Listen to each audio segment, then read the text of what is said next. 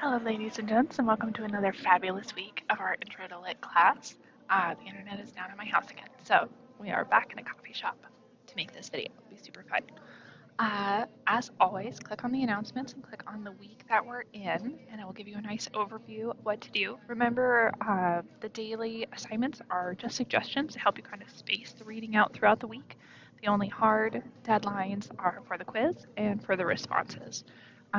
So plan your time wisely and well.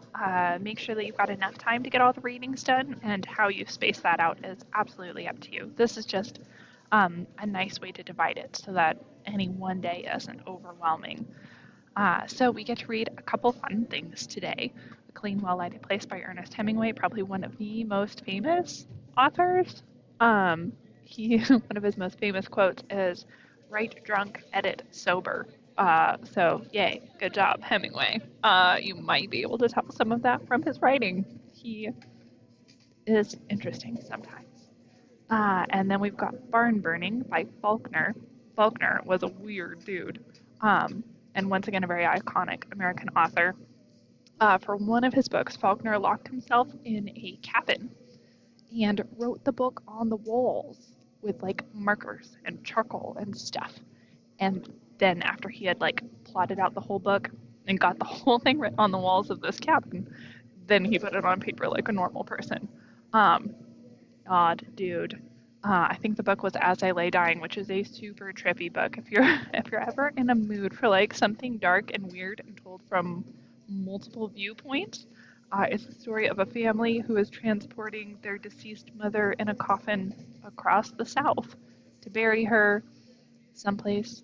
I don't know why they didn't bury her close to home, but they decided they needed to go on this journey with a wagon with a coffin in it in the middle of summer in the South. And everyone kind of loses their minds, and somebody gives himself like a cast made out of concrete because he breaks his leg. It's super weird. Lots of multiple viewpoints. Really interesting, very iconically Faulkner. So Barn Burning has some of that twisty style to it.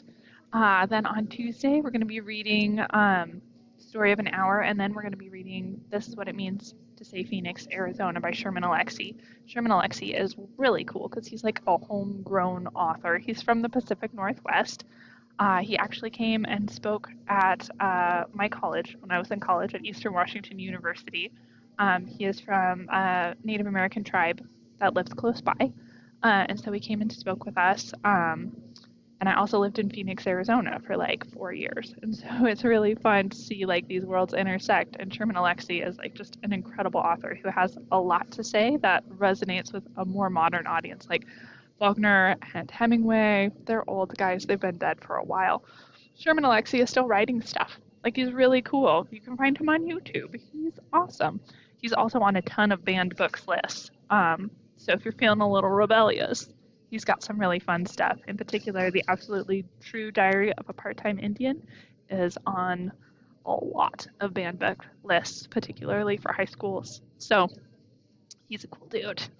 On Wednesday, we're going to be reading The House of Mango Street by Cisneros. That's very iconic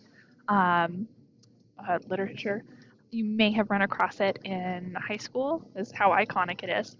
And then we get to read a little bit of Vonnegut. Vonnegut was a crazy dude too. He liked to write in like stream of consciousness mode. So if the thought came into his head, he put it down on the paper. And so what you're seeing when you read Vonnegut is basically his brain on paper. Like I don't know how much editing actually went into it. It's just his brain, his stream of consciousness, his ideas flowing out onto the paper. So it's very interesting stuff. It's a little twisty. Sometimes it's difficult to understand, so just kind of like dig in and see what you can do there.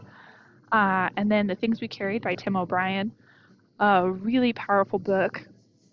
Got made into a movie, I think a couple miniseries, about the Vietnam War and this band of soldiers in the Vietnam War. So like some sad stuff in here, but a lot of really interesting metaphors and a really personal glimpse of how difficult that situation was for the people in it, because Tim O'Brien was actually a soldier. So he's got a very unique and strong perspective. And then Everyday Use by Alice Walker. I actually love this piece because it makes you look at normal things a little differently. So in this book, there are two sisters and their mother's trying to decide who gets to have this very special quilt. Um, and the way that they create meaning together, the way that they decide who gets the quilt, you end up liking one sister way more than the other one. It's just a really lovely piece that I feel like encapsulates a lot of like tricky family dynamics. So that one's beautiful.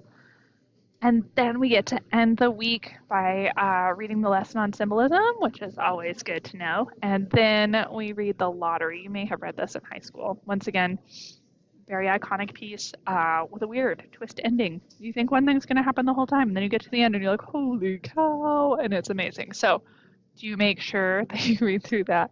And then on Sunday, you'll submit the response, and we'll be trucking. That's what we're going to be doing. So that's our overview. As always, there's lots of stuff in the modules tab. So if you go over to the modules and you click into week 3, which is where we are, can you believe we're in week 3 already? This is insane.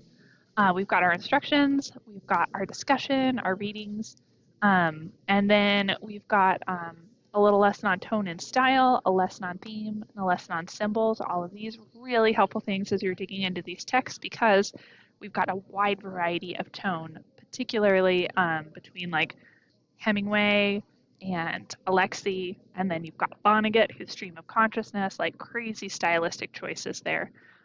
Theme real important, particularly in things like the lottery and House on Mango Street and everyday use. Really strong thematic pieces there.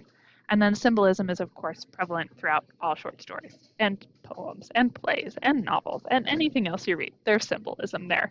Then you'll take the quiz and do the response, and you'll be set. Good things.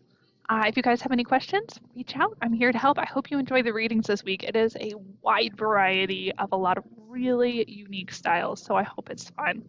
Have a good time, guys.